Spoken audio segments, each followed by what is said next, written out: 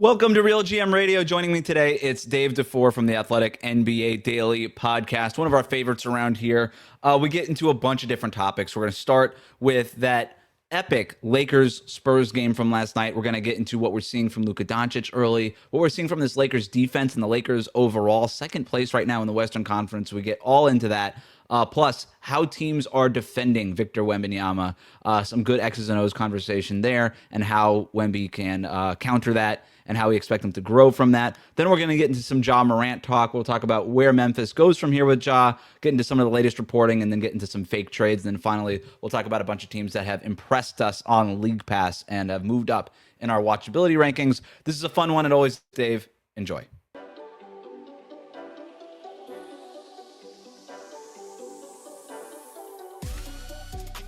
I got rid of the intros because I just want this to be really conversational. Read the descriptions. Right. Yeah, right. Who's in 2025, Wes? Who is downloading a podcast and not reading who the guest is? Exactly. And it's nobody in the headline. So I don't need to do that. I do want to start with Lakers-Spurs from last night. Fun fact, could not watch the game because of this whole YouTube TV ESPN thing. So I had to go back and watch it this morning. Are you being affected by that? It's terrible. I don't have YouTube TV, and I don't pay for ESPN. I'm logged in on somebody's like DirecTV cable account, and then I've got my League Pass. So yeah, I had all of these things going. I thought I was foolproof. Guys. We're back. We're back. Everything's back up. Shout out to RealGM. Yeah, shout out to RealGM. No, I thought I was foolproof. I thought I had the DirecTV login for the ESPN Watch Plus thing, and the YouTube TV. I have my father-in-law's Peacock thing. Like, I've got all of it. And then I'm going to try to watch Spurs Lakers, or really it was the first game. It was the Knicks game. I'm like, oh, I can't watch this anywhere for some reason. So there's been a crack in my system here. So unfortunately, I had to go back and watch it this morning. That was fine. They all conspired. They're like conspiring to drive us back to cable. Well, I agree. Working. It really, I miss cable where it's like, oh, you just have the one thing and you just now have all of it, and sure, it's expensive, but it was expensive. It's just gonna be one of those things that's expensive. It's gonna be like a car. It's just with the prices of everything now, all the streaming services, I believe that cable is probably a better deal. I don't probably know. Now. Yeah, especially if you bundle the internet and all that stuff. We just had a whole conversation before we started recording about banter on podcasts. Well, this at least is basketball related. This is basketball related. I mean, you have to have 4 different services. They've done it's $650 to $850 to just watch the NBA this year. It's wild, man. Again, Adam Silver told us it's a highlight league, and it's because you can't afford to watch it. You can't afford to buy a ticket. I would have had to watch the highlights this morning, Dave, if I wasn't spending $200 a year on League Pass, and I was able to go back and watch it this morning. But let's talk about it, though. Crazy game, crazy ending. We don't have to get into all of that. What I do want to get into is two different things. I want to get to the Lakers part of this. I want to get to the Spurs part of it. Let's start with Luka. Tremendous game from him last night. 35 points, near triple-double, had 5 steals, 2 blocks. He's averaging 40 points per game. The Lakers are second place in the Western Conference. Where were you? We haven't talked since, I think I saw you in Vegas. I think was maybe the last time we had a conversation. Yeah. Like, I don't remember talking to you about the Lakers there. Maybe we did. Who knows? But where were you on the Lakers? Seen pictures of skinny Luka? I think was that right? Yeah, that was when I started to think the Lakers are going to have a great year once I started seeing Luka. You know what happened? I left Vegas. Summer. I only went for the first weekend. I left, and then the men's health thing came out. Yeah. So I don't think we did talk about skinny Luka while I was out there. So what are your I don't thoughts? know if he got a spray tan or not, but he was tan. They put him in the white shirt, and you had to really look at it. But he was so clearly lean. Very heavy-handed to do it with men's health too. Yeah, I mean sending a message, and I actually think to start the season, man, you can talk about sending a message. I think that Luka has done that. The Lakers look really good. JJ Redick is doing a great job. Yep, he has been a really good coach. His staff is good. I mean, we know them way more as coaches than we know him. But man, he has done a really good job. Everyone's organized. Everybody knows what they're doing. Marcus Smart and Jake LaRavia have been great. Mm-hmm. And then obviously Austin Reaves is awesome. But that game last night, something that it's gone overlooked because you look and Luka's scoring 40 a game.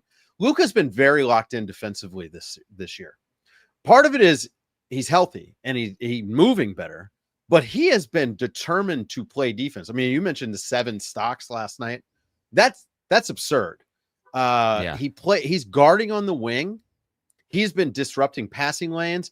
He had that one steal that was at the top of the key. Just playing defense, actually, which is something we haven't seen out of him in a while. That has been, to me, the most eye-opening thing of this start for the Lakers is that Luka, not only has he not been a negative on defense, I would argue he's been a plus defender, and making plays from that. These guys are running off of him. They've developed some really interesting chemistry, especially I like Luka and Rui. They seem to really understand, like Rui especially understands that shoot it every time you're open and cut hard, put your hand up, and Luka will find you and get you the ball, including that pass that he threw like in the middle of the defense, the teeth of the defense to Rui, and Rui got fouled on. But still, like Rui has figured out that Luka loves to pass. And if I'm just cutting and open as a guy who loves to shoot, he's going to give me the ball. So I think that the vibes feel contagious with that team. They're celebrating each other quite a bit, over these things. Again, JJ Redick has instilled a really nice culture there. If we're going to spin it ahead a little bit. Wait, can we not? Okay, I want to jump in. All right. I'm so glad you mentioned that about JJ Redick. He's been great. And my hot take about JJ is, despite the fact that he was this offensive player, right, a 3-point shooter when he was playing in the NBA, I think he's an okay offensive coach. I think he really does defer to the stars, whether it's LeBron or Luka. Right.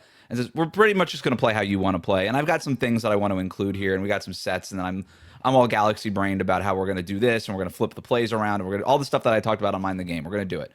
I think he's actually a tremendous defensive coach. And I think he's a better defensive coach than he is an offensive coach. And I think we started to see that in the second half of last season when the Lakers were like number 1 in defensive rating for a month and a half straight or whatever. But we saw the game planning and the principles. And really, to me, when I think about defensive coaches, are you making the most out of what you got? Are you more than the sum of your parts, right? I think Mark Daigneault's a great coach. I don't know how good of a defensive coach he is because he has all-world defensive players on 2 different lineups, right? He's got 2 lines of all-world defensive players. With JJ, he's got 2 good defensive players, like elite. Vanderbilt, Marcus Smart, depending on how you're feeling about him. I mean, he's good right now. Yeah, good today. We'll see in a month if he's still healthy. There's not a whole lot there for JJ Redick to work with, and even when he had Anthony Davis, it was that he was kind of the one guy. But and Anthony Davis is amazing defensively, but he was just your one guy. But the system that he's implementing, and more importantly, the buy-in that he's getting from his guys, that says everything. He has communicated to this group, look, we're probably not going to be top 5 in defensive rating, but we could definitely be above average. And with our offensive firepower, that's good enough. I just need you guys to buy in. Consistent effort. Playing. And it's so cliche, and it's like the old basketball coach thing, but like hustle and effort on defense that's half the battle. It really is not half all of the it. battle. Contrary to what Kevin Durant says, it's not just bending your knees. There's a little bit more to it. There is more, but like their positioning is good. Yes. Part of it is he has them set up so that it's kind of like a high floor situation. So they don't have to rotate. They're not rotating 12 feet. No, they're not. In their rotations. They're not moving very far. They're not super switch heavy until, last 5 seconds of the shot. It's a lot of old Tom Thibodeau principles too. It's like strong side loading and all that kind of thing. Yeah. Yep. They're trying to protect the middle, no paint, no middle, no paint. And they're forcing guys to drive baseline where they can send the double. And then honestly, like some of this is like, we're going to live with bad shooters shooting. Yep. So this is like a conservative defense, similar to which, like, if you had Rudy Gobert as your center, this is a top 5 defense. This is the sort of defense that gets you to a top 5. They don't have that rim protection element of it, but this is the base model defense that, for years in Utah got you there. And this to me is sustainable with below average defenders. So like, it's why Dalton Connect doesn't look lost when he's out there now. So yeah, it essentially you simplified it and it made it better. But then the buy-in and the effort, and again, Luka Doncic, number one in that, and that makes it easy, man. If your best player is bought in like this, everybody else kind of has to. And then Luka is a guy who rewards these guys. Again, they've got something good cooking there, and we're going to see what happens, in the not too distant future with it. But right now, man, they're fun. They play fun. I don't know. What Luka's doing defensively is really interesting, and it's such a key piece of this too. I mean, you can look at the advanced metrics and stuff, and it's all like career highs for him right now, and small sample size and whatever. So we don't have to get too much into that. But I'm watching the games, man. Like, this guy's fighting over screens. You mentioned the stuff about him like kind of playing in these passing lanes, really active hands, all the stuff that you just not want him to settling see. For mid range. He's attacking the basket more. Mm-hmm. Now he's getting into the floater range a lot, but it's because they allow, like, the refs do actually allow physicality on his drives. Now he gets a lot of calls and he's shooting a ton of free throws, but he is really, really good right now at getting downhill and creating contact, which it has been a while, right? Like, he's had this lower leg issue for the last couple seasons. And it seems like this summer, having a break, losing the weight, like, he's regained some athleticism. I'm curious to see what it's going to look like in like 2 years, if he can be consistent training and building his body. That goes a couple different ways, right? You're like, that was really hard work. I don't really feel like doing it anymore. Right. And then the other way it goes is, man, that felt really good. And I kind of always want to feel this way. And I'm never going to not feel this way again. Yeah. And I mean, Luka, but also, like, if he's able to achieve stuff with the Lakers, I think it'll probably be more the latter. Yeah. Well, if he wins, then you worry, okay, well, he won. Maybe he'll lose the edge. The whole disease of more thing. But I think there's something to be said about losing the weight, obviously, and it just becomes easier, right? It just becomes easier to be more of a two-way player and move around defensively the way that he wasn't really moving. You're right. Also, the health thing is a major thing. We forget he was actually injured last year when he got traded. That tends to get swept under the rug when we talk about all of that. But there's obviously the motivation part of that. You got traded. You kind of want to show up Dallas. And all. You said I couldn't defend. Watch this.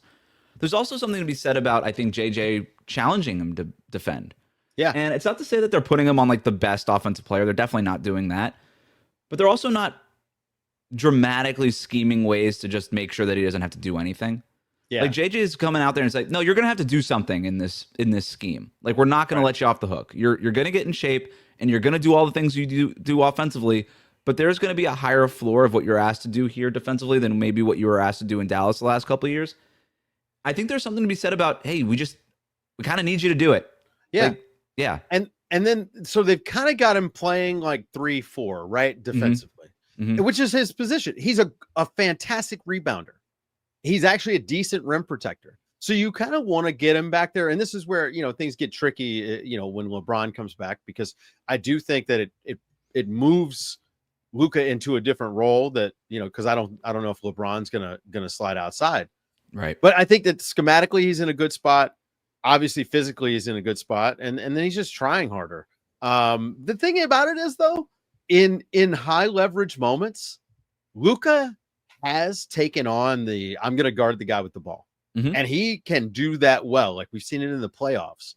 So this guy is a great player, and he could be a great two-way player. The NBA doesn't reward you necessarily for doing that every single night, but he has that in him. So I don't know, man. Like, I think, again, they've got the high floor system. What does that ceiling look like when it all comes together? That's the thing I worry about. Like, when you get to playoff time, you have to switch, and you got to switch half the possessions that you're guarding in the half court. Can you hold up? Do you have, like, who's going to get targeted? I think we have probably a couple of guys that they're going to go after, Luka being one of them, because teams are you're going to have to prove it. So, for now, this is working, but their big man situation is iffy to me defensively. Like, Ayton and Hayes have been, to me, a great, like, 1-2 punch offensively, but the defensive stuff, you wish that you had a little bit more there. And I worry about their depth, right? Right. Like, Gabe Vincent is hurt now. When he was healthy and starting, he was the guy that teams are targeting over and over and over defensively. And having Marcus Smart has been tremendous, but you how many games do you really expect Marcus Smart to play? Not all of them, right? So it sounds weird to say for a team that hasn't been with LeBron all season, but it feels like the injury bug hasn't really hurt them yet. Right. It might at some point. Well, What did Darvin Ham say? Injuries are worse when it's your depth players. That's I don't know right. if I agree with them, but it hasn't hit the depth players yet. Yeah. I mean, I think that, that there's some truth to that, maybe. Like, it's easier to say, hey, we can throw 3 guys at filling the LeBron minutes than who do we bring off the bench? Because, like, then you're just dealing with the bottom of your bench. You're not dealing with 6, 7, 8 guys. Right. You're it's dealing guys who with, aren't supposed to be playing. Yeah, playing 10, now. 11, 12. Hey, let's try this 2-way guy.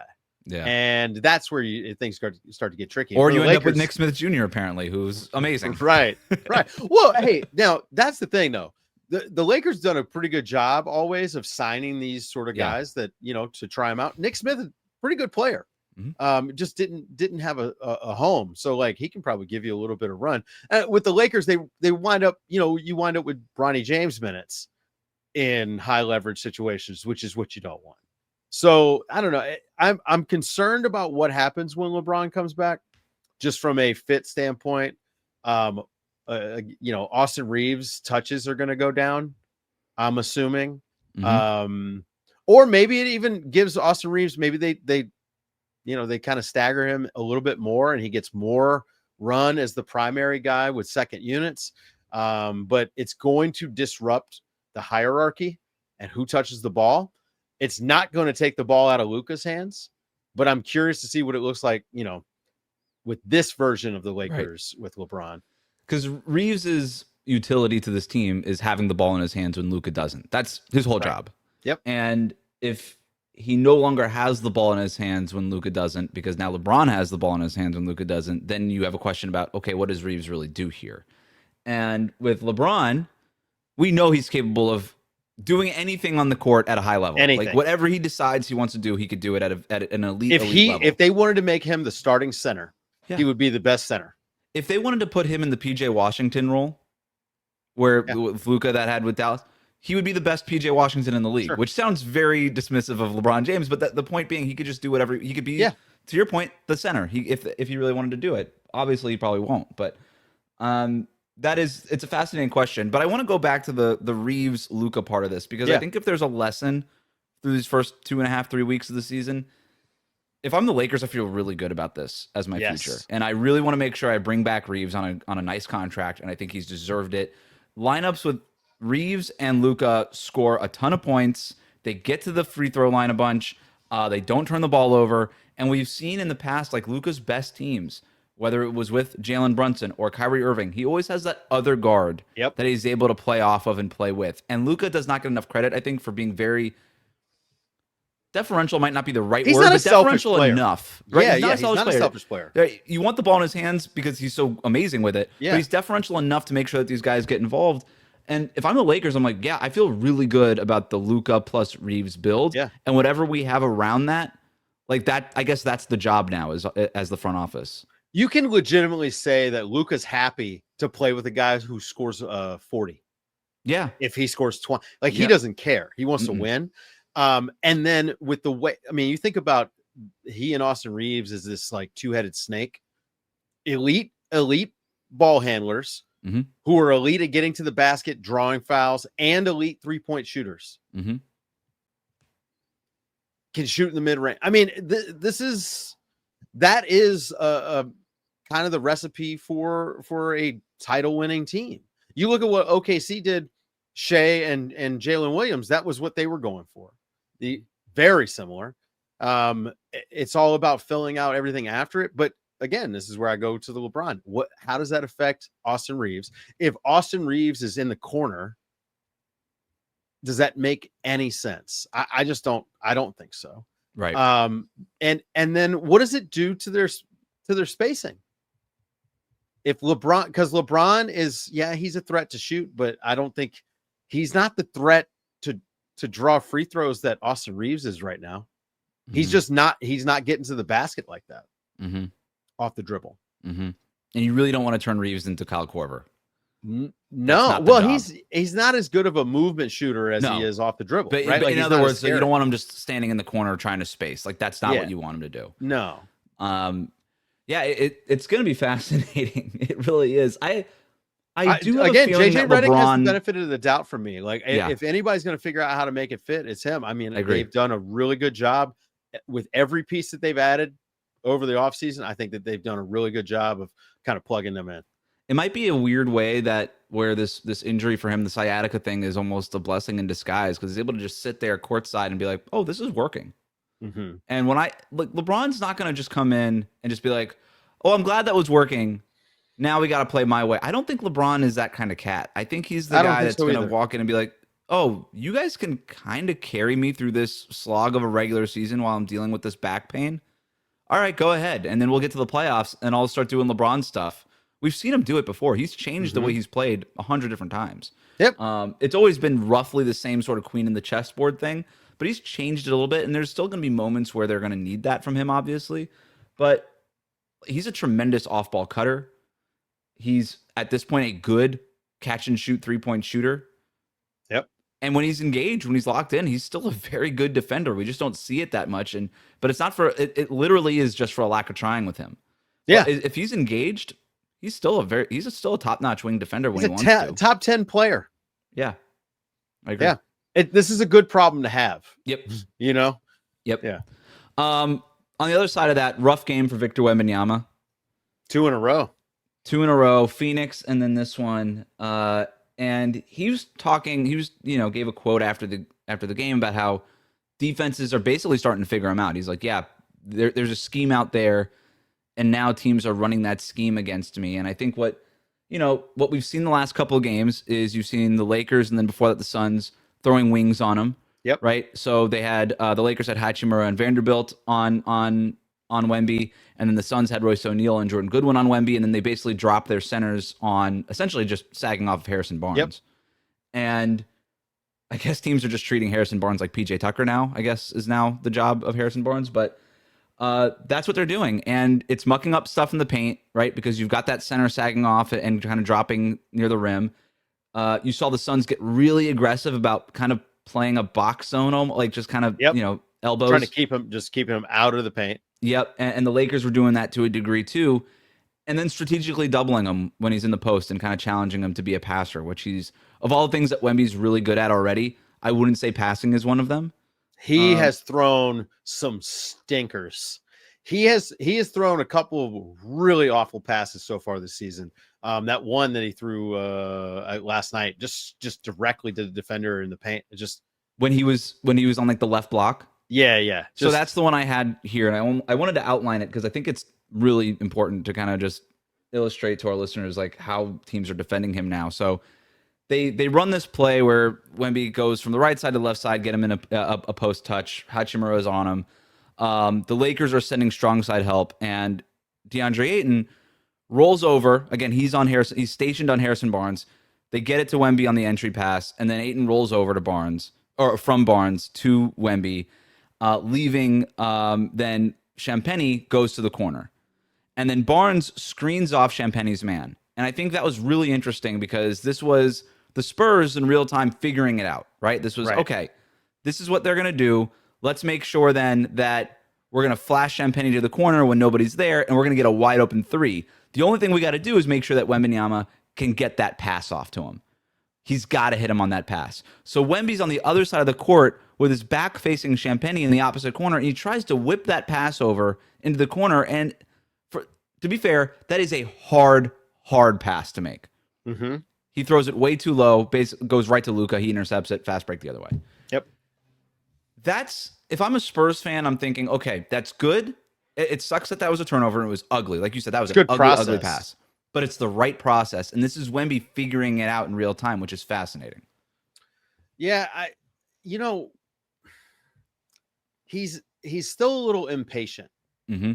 Especially on a post up when the double comes, right? They are bothering him physically, and they're getting away with a lot. It took quite a bit. Was it Royce O'Neal?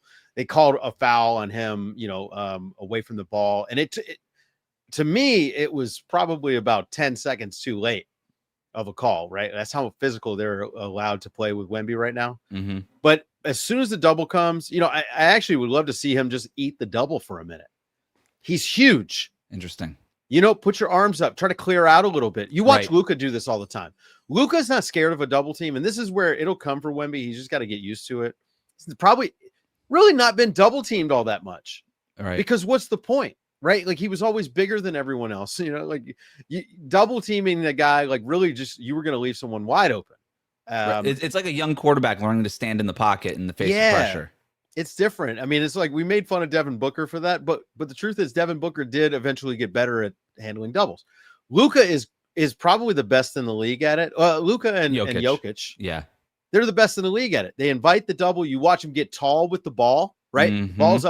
Balls up high. They let the double come in. Okay, cool. And now I'll make the pass and I'll relocate. And that's the thing, because we've seen Wemby do some pass and relocation from the wing. We haven't seen him do it from the post, right? I would love to see him even just pass out and repost. Mm-hmm. Pass out of the double team and just go to immediately repost. Right. Use the shot clock. Right. Make them double again. There's a thing where, they want to play with pace. And I think that also plays into this a little bit. You can watch Wemby get sped up by the shot clock. 7 seconds. He wants to get a shot up before 7 seconds. You can see them, there's a very real thing. Like, he'll take early threes sometimes. Mm-hmm. And you just see like, oh, he's just like, you know what? I'm impatient. Let me get the shot up. We don't have anything. He took one. I think it was his first shot of the Lakers game, right? They called it was like a high screen. It kind of just took a while because the Lakers were kind of mucking it up, and he was like, "Well, I guess I got to shoot it." And you're like, "Dude, you got like 12 seconds left on the clock. What are you doing?" And so he still does stuff like that, quite a bit. And again, this is where the best of the best, they operate in time and space. Mm-hmm. Right now, Wemby is only doing space, but Luka, Jokic, LeBron, Steph, they have their own internal clock, and they set the pace of the game when they have the ball in their hands, period. And if he wants to go from wherever he is right now, which is just, he's a freak who is also incredibly skilled and could probably be the best player in the world by the end of the season, just because of those things. If he wants to actually be one of the greats, he's got to figure out the time part of this.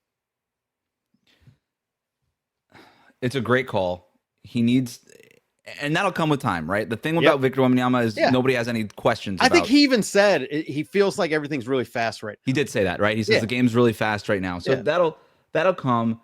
I agree with you on the pace part of it too. It just feels like some of these teams, especially these younger teams, are so gung-ho about playing up-tempo and pace, especially after the Pacers, what they did last year and how it worked so well for them. But not everybody has Tyrese Halliburton, right? Not everybody has that kind of guy, a staff, these guys who can operate in time. I have a theory space on this, and part of it is just the way the game is played now. You don't really get a lot of play calls in live action, right? You have sets, pet sets and stuff that you'll go to, and you'll have just principles.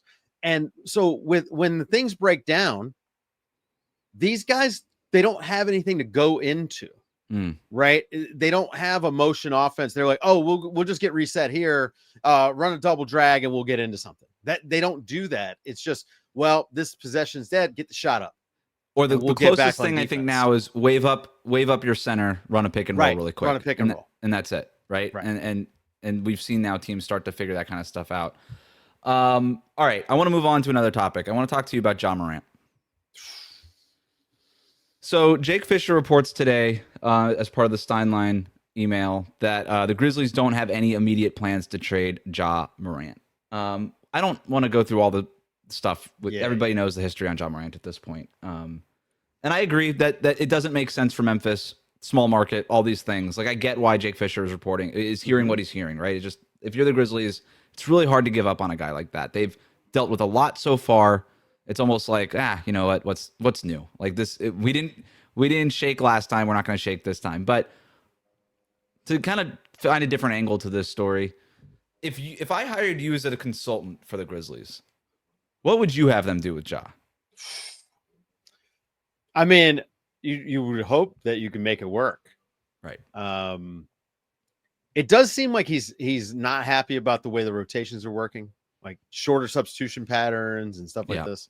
Lowest minutes of his style career. of play. But also, he didn't have anybody setting screens for him. And he's not the only person that doesn't move on offense when he doesn't have the ball. Right? I mean, watching the game last night with Houston, their offense is abysmal in the half court. Jaren Jackson took 6 shots. No one seems to know what their job is beyond just like Ja trying to get to the basket. But the second that he can't, which is now more often than it used to be, if he can't get to the basket, he kicks out and then he slowly walks out and he's done playing. It's over. Right. But he is not the only one, because you rarely see a cut coming in from the baseline when he's driving. You rarely see someone who's diving off a screen for him, like never. So it's systemic. It's more than just Ja. Now, Ja, though, our eyes are on him, and Ja's body language is awful, and he looks even more just like checked out, I would say, like from time to time than he does on normal. But he's also not doing anything. He's not no explosive plays. What's the highlight of Ja's season so far? What have you know what I mean? It's the game winner against Phoenix, but that's about it. There it is. It's one. You know, no big plays stand out to me outside of that one. Right. And so, you know, I just think that that was a solo mission at the end of the clock. That wasn't real offense. Right. That was just Ja hooping. And so, like, he's a different player than he was a couple years ago. And maybe this is the injuries taking a toll, or just like the up and down of, you know, the last couple years. Like, the guy doesn't play a lot as it is. So what is his value even to the franchise? You know, if you're playing 60 games a season, you're making $40 million a year. That is a significant amount of money. I mean, you're eating up a ton of cap and not a lot of minutes. And then you're less effective at getting to the basket, which is supposed to be the whole thing that he's all about. Him getting to the basket puts everything in a spin cycle.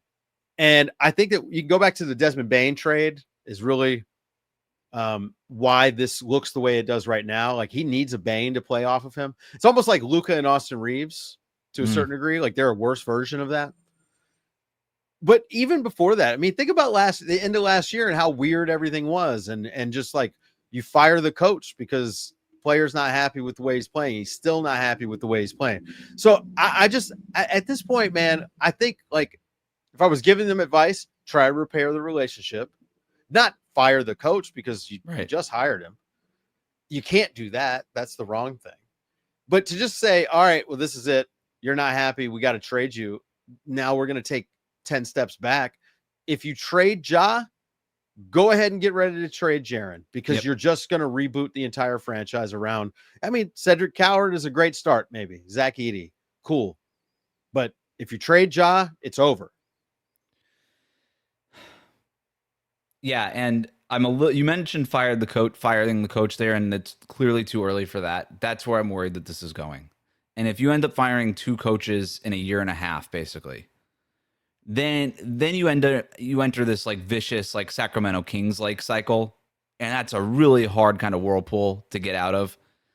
And that's where I'm afraid this is going. You have to try to figure out a way to repair this relationship with Ja Morant. And I understand Thomas Asolo wants to hold his guys accountable and all these things, and maybe there's a little bit of a learning curve for him too, where it's okay, the way that you coach in Europe, you can't really coach in the NBA. Not these cats. It's a different thing. Maybe just play Ja Morant a little bit more. Maybe meet him halfway. Nobody in Europe is making $40 million. That's right. And a really easy way to piss off a star player, other than not giving him an extension and giving Jaren Jackson Jr. an extension, which is, I think, part of this. But a really easy way to piss off your star player is to mess with his minutes and to mess with his rotation pattern. Ask any star player, what do you usually do? Oh, I play the whole first quarter. What's a really easy way to piss you off? Take me out halfway through the first quarter. Like, they got these guys are rhythm guys. And I think Isolo has done a little bit of that with Ja. So maybe meeting him halfway here, hey, what do you need? Okay, we'll build the rotation around you now. Like, this is what you need. We'll build the rotation from there. There's a thing here, man. It's a 48-minute game, not a 40-minute game. And that plays a bigger part in the rhythm of the game as anything. And I say this as someone who has mostly coached 40-minute games. 40-minute games, you get to coach way differently than these long games that I watch in the NBA. That you would be shocked at how many more decisions you have to make in 8 minutes of basketball, and why it gives you a huge benefit if you've got a guy who wants to play a whole first quarter. I mean, it is a different league. It's also the intensity, which is really what this is about with Isolo. He wants them to go out, and instead of giving me 7 minutes at like a 6, it's 5 minutes at a 9. Quick burst things. Yeah. Right. Yeah. But the NBA is maybe not that league and not that sport. I mean, if we want to get into like an early season trend that's like pissing me off, there's 8 extra fouls being called every game and 8 extra free throws. The game, like the Lakers-Spurs last night, was 2 hours. 84 free throws? 84 free throws, 66 fouls, 2 hours and 54 minutes long. In Europe, you're in and out in 2 hours. No, it's actually a blessing that I wasn't able to watch that live. Can't call live ball timeouts. Like, I mean, it's different. Like, the game keeps moving in Europe. Yeah. It makes more sense to have a short rotation. In the NBA, these guys sit and they sit and they sit. A timeout is not 1 minute here. It is 3 minutes for the commercial. Every single time there's a stoppage, it is they stop and catch their breath. So I do believe that there is a learning. Like, I understand philosophically the idea of I want to coach this like it's college, but Rick Pitino tried the same thing, man, and it didn't work 35 years ago. Right. And this is not Europe. Like, you are not in Europe. It is not the same sport. It's not the same league. It's a different length of time. The time, there's more timeouts here. You could call a timeout if you get trapped here. You know, it's real coward basketball. Yep. So it's just, let's not treat it like it's Europe. Everybody's in love with it. I understand the food is better in Europe. More walkable cities. We all want that. Good public transportation, public health care. I understand. We all want all of the good things from Europe. But this is the NBA. The thing that would really frustrate me too, if I was a Grizzlies fan, this was working like not that long ago. Yeah. When Ja Morant and Jaren Jackson Jr. are out there, we won a lot of games if I'm the Grizzlies. And now all of a sudden, after the All-Star break last good defense, good bigs, good rotation, like a bullpen of bigs, Jaren Jackson Jr., Ja Morant, and shooting. And we won a lot of games that way. And all of a sudden now, we've got this whole thing with the no ball screen offense with Noah LaRoche last year, and then Tomas Isolo coming in now, and it's like we're just trying to reinvent basketball in Memphis of all places. And that, for me, if I'm a Grizzlies fan, it's like we were just winning a lot of basketball games, and now we're trying to reinvent the wheel here. Why are we doing this? That is for teams that don't have talent. Correct. No screens, any kind of gimmicky. There's a reason why it was the D3 schools running full court press and doing all this stuff in college. Yeah. Grinnell, right? The reason you have one guy jacking up 53s and everybody else playing defense, because like it's a gimmick. Right. I coached a bad high school team. We set state records for attempted threes in a game, made threes in a game, and missed threes in a game, and for the season. I mean, like we were playing high leverage basketball. You have to pull out if you want to try to win games. That's why Miami trying this no screens thing makes sense. You have Ja Morant, one of the most devastating attacking off of a screen guards in the last 20 years in the NBA. And you just said, no, we're not going to do that. You get that guy in the middle of the floor. Unstoppable.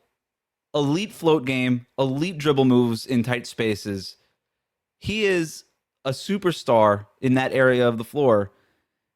If I'm them, everything. And then, by the way, you draft Zach Edey, who's a 7'4" screen setting brick of a human. Like, some of this stuff did make sense. And then you just sort of got away from it. And that would be frustrating for me if Memphis. Okay, it would not be a basketball podcast if I didn't at least bring some fake trades to the table. Are you ready? I am. The obvious one that everybody points to is Houston.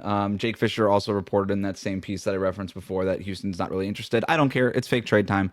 Yeah. It's I don't Fred like VanVleet, Dorian Finney-Smith, and picks. You don't like it? I don't like it for Houston. Jaws, like he can't shoot. And that's a problem. It's I would rather like just roll a man out there, especially at this point because of what he brings defensively. Ja makes your defense worse. Like you're just going to get targeted point of attack, and his lack of shooting. I mean, and he's shooting it awfully to start this year. Don't like it. Don't like it for them. I agree. I'm having a really hard time finding Ja fits anywhere. I have one I think that you're gonna like. All right. But I agree with you on Houston. I wouldn't do it. And the right guy, you brought up the right guy. Amen Thompson. Yep. Don't step on that guy. Nope. Don't step on that guy's space. I don't know if I want him taking 26 shots. No, but he's the athlete on the team. He's the non-floor spacing athlete on the team. Let him have that. Chicago, this is not the one I was right. I'll tell you the one that I really like for you. But Chicago is another one I thought about. Kobe White, contract situation there. Send him to Memphis, make it their problem. Good guard, right? When he's healthy, when he comes back, you get some shooting there. Then you throw in like a Zach Collins expiring deal to make the money work. Maybe there's Jalen Smith or an Ayo Dosunmu or something like that that's in there. Some picks probably.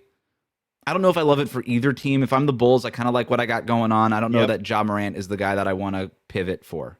Can you throw Ja in your locker room if you're the Bulls? Right. It seems like a lot of what they're having success with is good vibes. Yeah. Like Billy Donovan is doing a great job. Those guys 100%. Play hard. They are playing basic stuff, right? They're not doing it. Again, they have a little bit of talent, but not a lot. So you can either go, we're going to try stuff, we're going to kind of be crazy and unconventional, or we're going to be basic and normal and almost play like a decent college basketball team, which is what the Bulls are doing. I wouldn't throw Ja into that mix. No way. Here's a fun one that is completely unserious, but I kind of want to get your instant reaction to it. What if you just swapped him for LaMelo? And you just did that. And you're just like, all right, now Ja plays in Charlotte, LaMelo plays in Memphis. You still have point guards for the kids. TikTok highlight honestly, point guards. I don't hate Ja with this Charlotte team. Right. Spacing. It makes quite a bit of sense because of the spacing. Kalkbrenner is a good screen setter. Brandon Miller could be a decent pick and pop partner with him. I don't hate that one. They got the guys who can defend around him. I don't hate it. I don't hate Charlotte. That's right. That's not bad. And put LaMelo in Memphis, change of scenery. I hate that for Memphis because LaMelo, like you're trading one guy who doesn't play for another guy who doesn't play.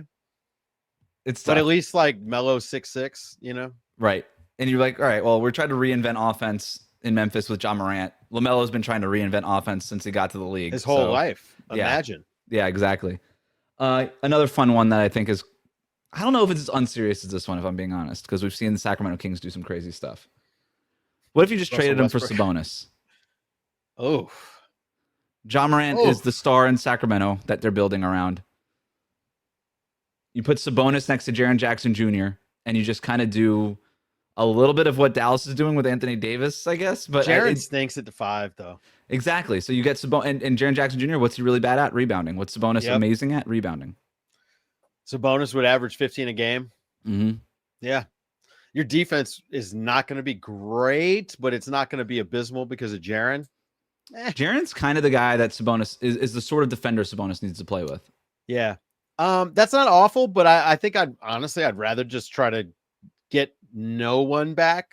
Like if I'm the Grizzlies and I'm trading Ja, I want expirings. Mm-hmm. I want picks. I don't want it's over. Yeah, you got to try to draft the next superstar. Sabonis he's not selling tickets. Sabonis sets a ceiling on you. Yeah, he does. And like the Kings could not get past it, right? He sets a ceiling. The best your team can be if he's one of your 2 or 3 best players is a play-in team. And that said, that might if Memphis called me and I'm the Sacramento Kings and they offered Ja for Sabonis, I think I'm asking for more stuff. Because at least I know Sabonis plays. What? So I don't really see a path for a trade happening, but it was kind of a fun experiment. Okay, here's the one I think you're gonna like. All right. Ja Morant. I was just trying to think of teams that need point guards. And we kind of hit them, right? We hit Houston, we hit Sacramento. I didn't do Minnesota because it's almost impossible with where they're at and the apron and all that. It was too hard. The other team that needs a point guard is Dallas. But everybody, just for now, until Kyrie Irving comes back. Okay, sure. But you just drafted Cooper Flag. Kyrie's not really on that Cooper Flag timeline. Ja Morant isn't either, but he's a lot closer than Kyrie is. Sure. Kyrie for Ja Morant?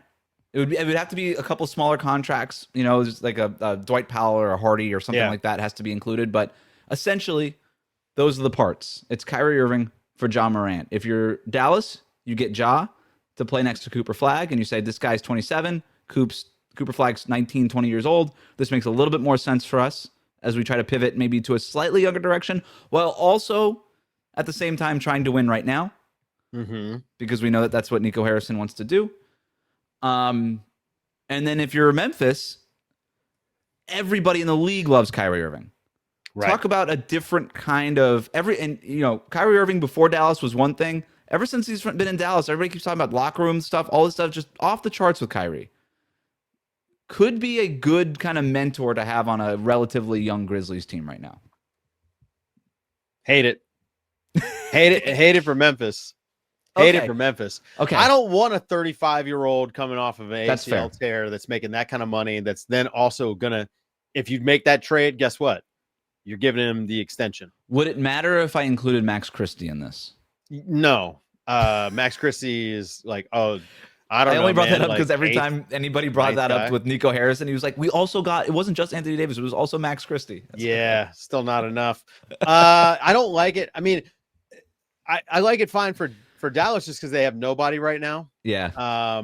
But it would be funny to say defense wins championships and we're going to put Ja Morant at the point of attack. But that being said, it's not like they've got anybody who's much better at point of attack, right?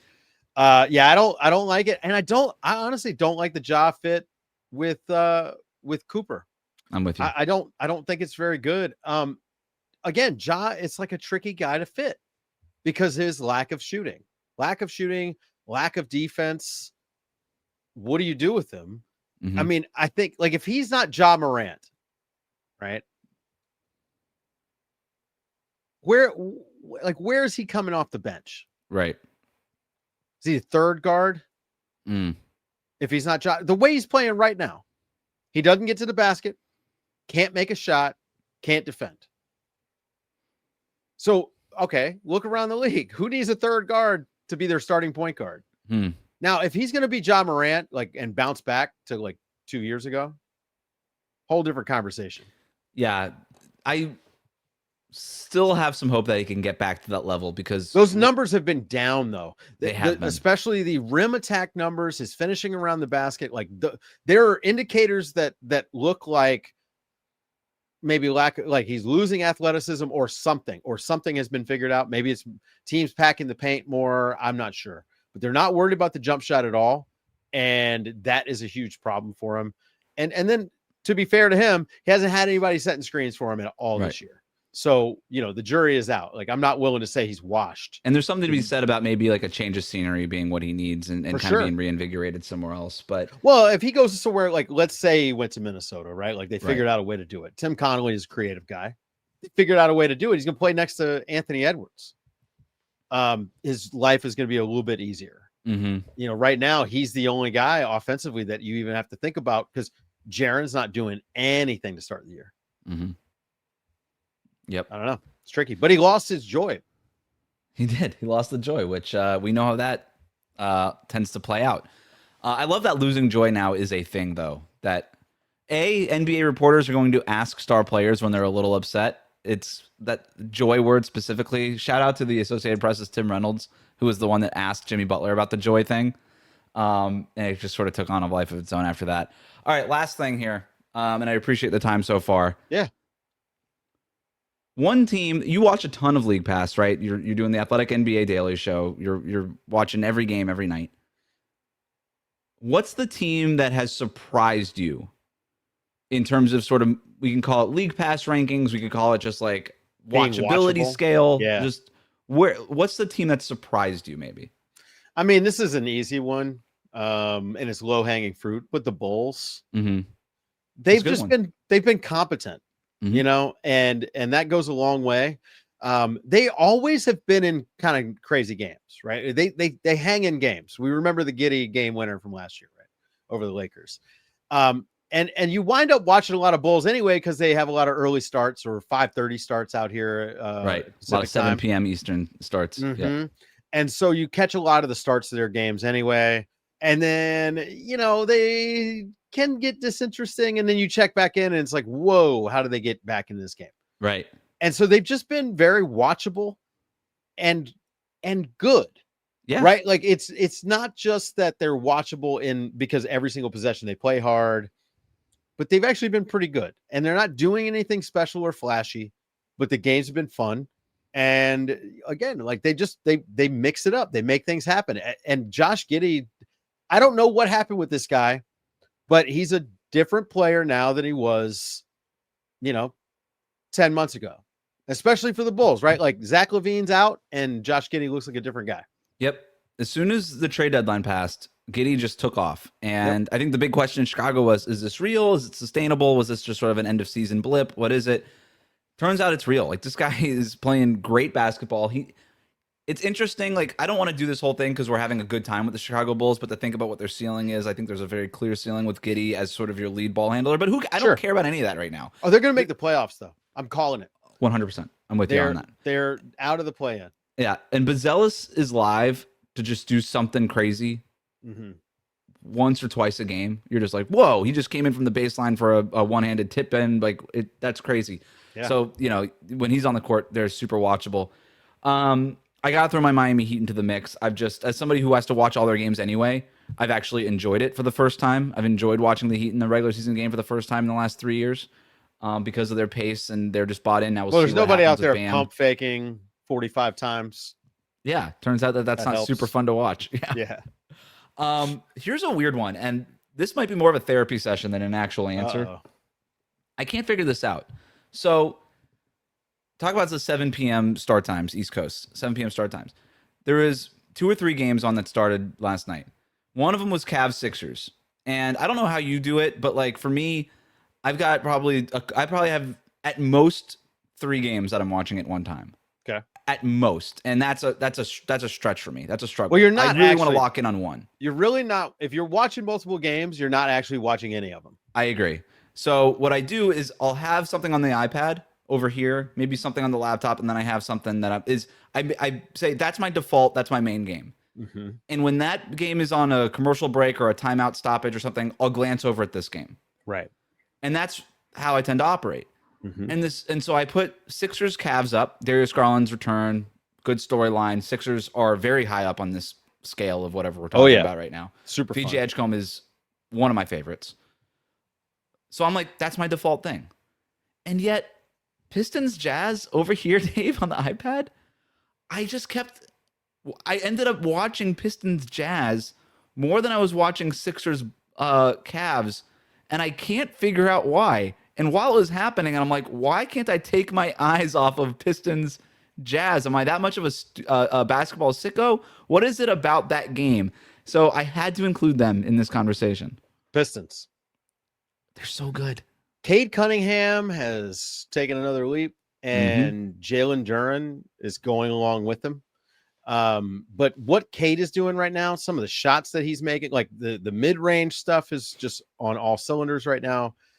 He is having a ridiculous run. Did you watch that 18 assist game that he had? Yep. And I mentioned Wemby, time and space. Yeah. Cade is doing time and space. He's taking his time. He's operating in the space that's given him. I mean, and then I like when he gets into his like bully ball game, like Mark Jackson style as a guard, and kind of uses his shoulder and he's still driving, but gets into a little bit of a post up. The guy, and he's taken out the thing where, again, impatience. He will have bad possessions where there's nothing happening, and he's just like, all right, I'm going to fire this up. I'm going to dribble straight down and fire this up. I'm frustrated. There have been only a handful of those this season. It reminds me of, remember how Jokic used to commit bad fouls all the time? He'd get frustrated he didn't get a foul call, so he'd turn around and he'd hack the guy so that he could complain about the foul call that he didn't get. That's kind of how I look at this thing that Cade is working out of his system. You could get frustrated by multiple possessions in a row where they get nothing on offense, and then he's just going to dribble down and he's going to shoot. He's doing that less and less, but man, he's been great. That's what it is. your eyes are drawn to Cade Cunningham. I think you're right. I love the chutzpah he's playing with. Like there's like a bully ball. You mentioned the Mark Jackson-y kind of, I'm going to throw my shoulder into your chest and I'm not going to say sorry about it. And I love that part of his game. And I don't know that it was always there. And it feels like as he gets more confident on the court, that's the side effect. That's the thing that's kind of coming out and bubbling to the surface there. I also think that there's a little bit of an effect of, we have so many guys on this roster who just are elite in snot factor. Like we got Isaiah Stewart, we got Jalen Durant. Ron Holland is an MFer in the and I mean that as the highest level compliment. Like I think he's just getting some of that by osmosis.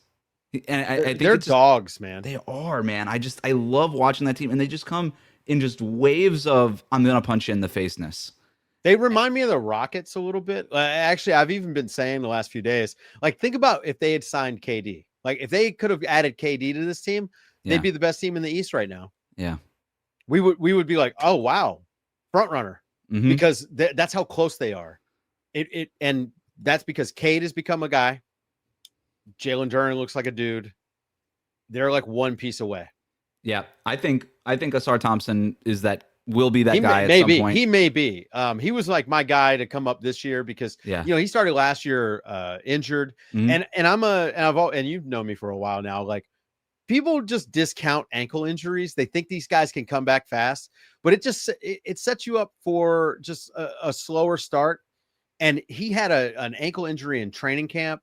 So he missed a lot of training camp. He missed preseason. He missed early season getting his legs underneath him. And then by the time he's fully healthy, it's like you basically are at Christmas. And so by the end of last year, I thought he looked more like what I expected.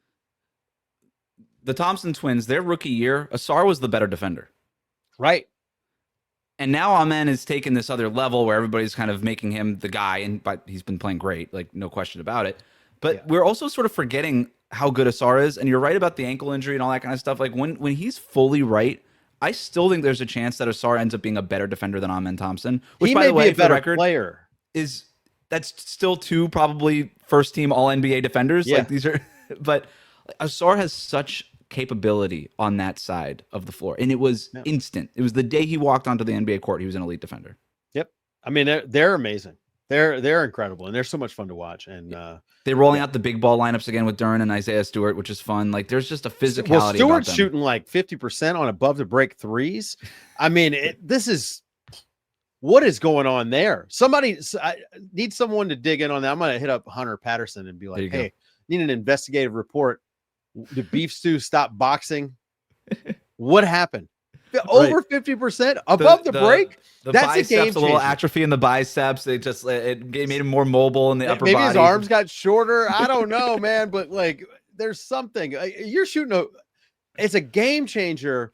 Every player on the court that can shoot an above the break three credibly changes the geometry of the court. I mean, Brook Lopez changed his entire career when he started taking those shots. So if Beef Stew can do that, man, that's something. I'm in love with the Pistons. Me too. They're great. I pegged them 50 wins before the season. I feel really good about it now. Yeah, might have sprinkled some investments on that one. Dave DuFour, the Athletic NBA Daily Podcast. Thanks so much, man. Yeah, appreciate you.